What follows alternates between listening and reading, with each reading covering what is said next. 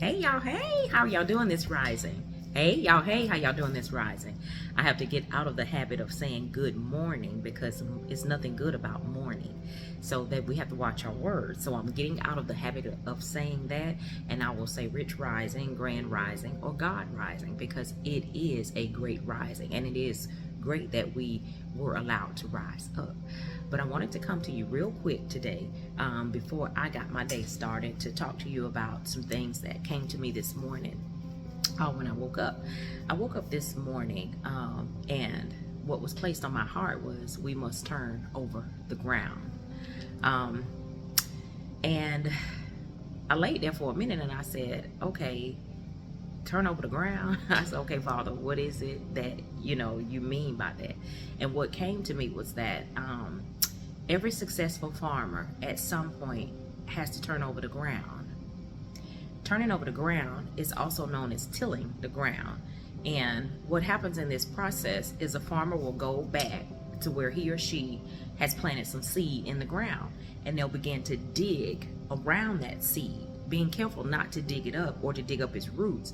But what happens is it loosens the soil, which then allows better air and the water and the penetration to reach the root of the plant and the seed that has already begun to grow. And by doing this, it also aids in the plant's stability by enabling it to grow deeper and access more nutrients from the soil. And not only does it aid in the plant's growth, but it also helps to get rid of the weeds and control the growth of the plant. Because what weeds tend to do is they'll choke up the root. They'll get wrapped around the root of your flower and choke it up so that it can't spring forth and it won't grow as it should. And what happens when the farmers till the ground and they break up the roots of those weeds, it provides space for the new seeds to be planted effectively and to grow. When I woke up this morning, I looked at the clock. It was 4:44, which signifies decisiveness and change. As I laid there, my mind started just going all over the place about turning over the ground. And it led me to the conclusion that when we see, certain things, I wonder, okay, this process is taking a long time. Why am I, it seemed like it's not coming forth into fruition as quickly as I wanted to. It's true enough that there is timing for everything because it takes time for the seed to grow, but it also takes work to help and aid in that seed growing. Many of our seeds have been hindered or choked by the weeds. There are countless amounts of seeds that we put in the ground spiritually that need nutrients of love, the cancellation of doubt, and an increase of patience and our ability to kill the weeds at the root. It's not that we haven't sown good seed in the ground. It's oftentimes we don't take care of the seeds that we've sown. We can't sow good seed and allow fear, doubt, anger, bad habits, being resistant to positive change to choke the roots of our seeds. There is always a great benefit to seed time and harvest, but we also got to put in the work. After we plant the seeds, we got to go back and turn over the ground of our heart to free up space for love to grow the seeds and for the seeds to get the nutrients of perseverance, patience, kindness, positivity that it needs to grow.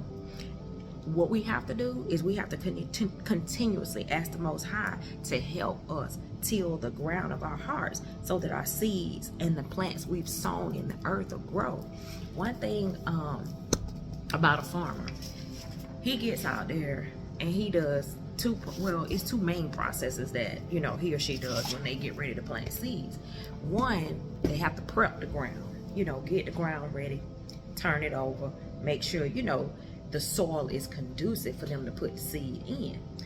And they plant the seed, in the right season with the right harvest, and they make sure that the ground is ready before they put the seed in it.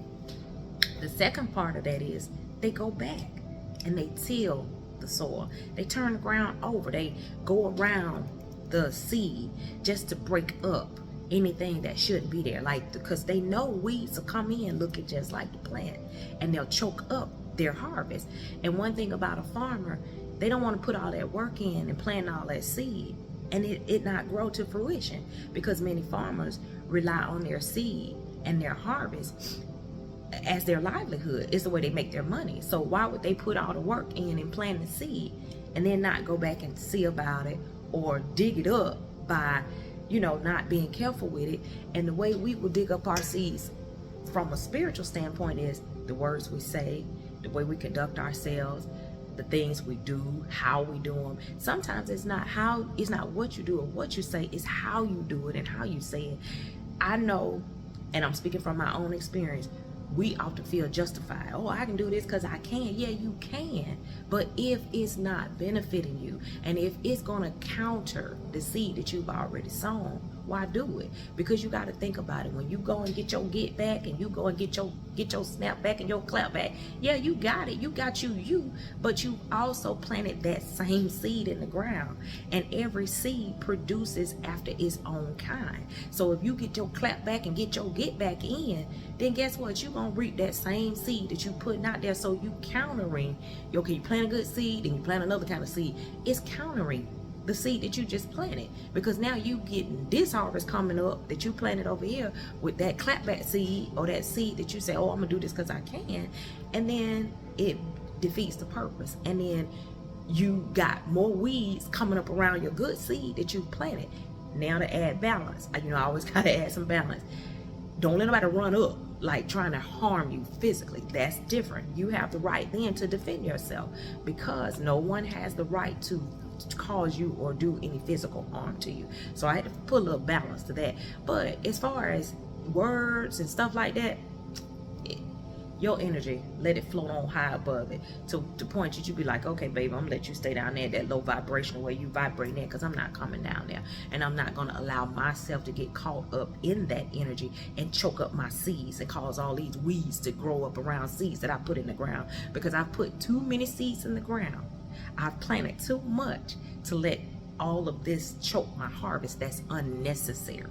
So that's what I wanted to come to y'all, you know, and talk to you about this morning. Turn over the ground.